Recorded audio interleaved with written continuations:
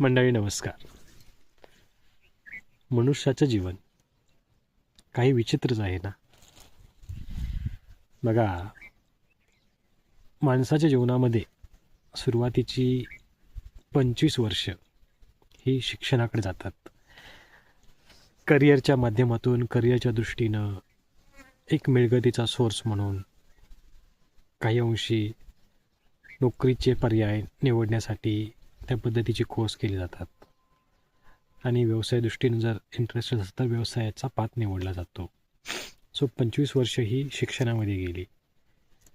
वयाच्या 25 वर्षापासून ते 35 वर्षापर्यंत माणूस अगदी घोड्याच्या ताकदीनं पळतो ना. तिथं कशाचंही भान नसतं.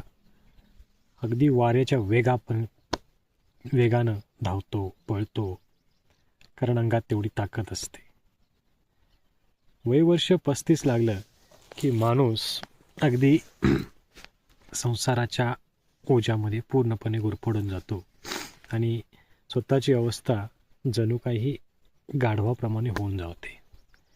जसं ज्या पद्धतीनं गाढवाला वाहतूक करण्यासाठी, ओझी वाहण्यासाठी ज्या पद्धतीने गाढवाचा उपयोग होतो, तशीच अवस्था ह्या माणसाची त्याच्या सांसारिक लाईफमध्ये होऊन बसते. संसार हा जणू वाघाचा जबडा, त्या पद्धतीनं माणसाला ह्या संसाराची ओझी ह्या गाढवाच्या खांद्यावर जशी वाहतूक ओझ्याची केली जाते, त्या पद्धतीने माणसाची अवस्था होऊन जाते. ह्यात त्याची वर्ष जातात 35 ते 45. 45 नंतरचं जीवन हे थोडं वेगळंच. ह्या 45 ते 55 मध्ये माणूस थोडासा एकाकी होऊन बसतो. स्वतःच्या केलेल्या कामाच्या आठवणीत थोडासा विरंगुळा होऊन बसतो.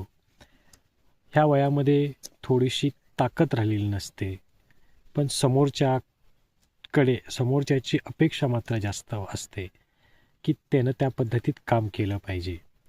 त्यावेळेस ते शरीर तेवढे साथ देत नाही आणि संसारामध्ये थोडी त्याची मदत कमी होऊन बसते. ज्यावेळेस वयवर्ष 55 लागतं त्यावेळेस तो त्याची म्हातारपणाची स्वप्न पाहू लागतो आणि आता आपण रिटायर व्हायच्या दृष्टीनं तो तत्पर होऊन असतो. पण 55 ते 75च्या काळामध्ये जशी वय वाढतात तसं तो अगदी आयुष्याला एकटं फील करून बसतो. अगदी एकटा. आपल्याला कोणी मित्रच नाही, आपला कोणी साथीच नाही, पत्नी हीच आपली मैत्रीण आणि ना आपला कोणच मित्र न कोणच. अशा पद्धतीनं त्याची अवस्था तो करून बसतो. जसं 65च्या पुढं आयुष्य जाऊन बसतं त्यावेळेस मात्र त्याला त्याचं बालपण आठवतं आणि त्याच्या बालपणात केलेल्या सगळ्या ॲक्टिव्हिटी परत तो त्या पद्धतीनं करू लागतो. आणि त्या आठवणीमध्ये ज्यावेळेस तो जगतो त्यावेळेस त्याची अवस्था ज्यावेळेस चांगली असताना ज्या पद्धतीने आपण स्वतःची इमेज क्रिएट केली होती तीही त्याला मेंटेन करता येत नाही.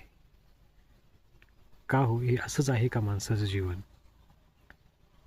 एज्युकेशन लाईफ, त्याच्यानंतर सांसारिक लाईफ, त्याच्यानंतर सांसारिक लाईफमधली काही गोष्टी, त्याच्यानंतर म्हातारपणातल्या जुन्या आठवणी आणि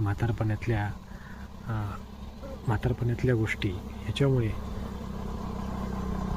आपण कशासाठी जगतो आणि कुणासाठी जगतो आणि का जगतो आणि आपलं जीवन कशामध्ये व्यर्थ गेलं, कशासाठी सार्थ झालं, ह्याचा बोध त्यालाही जीवनात मिळत नाही. आणि माणूस त्यावेळेस मात्र स्वत्व हरवून बसतो. त्याला कुठल्याही गोष्टीची जाणीव होत नाही. का होय? असंच आहे का हे माणसाचं जीवन? भेटूया पुढच्या व्हिडिओमध्ये. तोपर्यंत जय महाराष्ट्र. काळजी घ्या.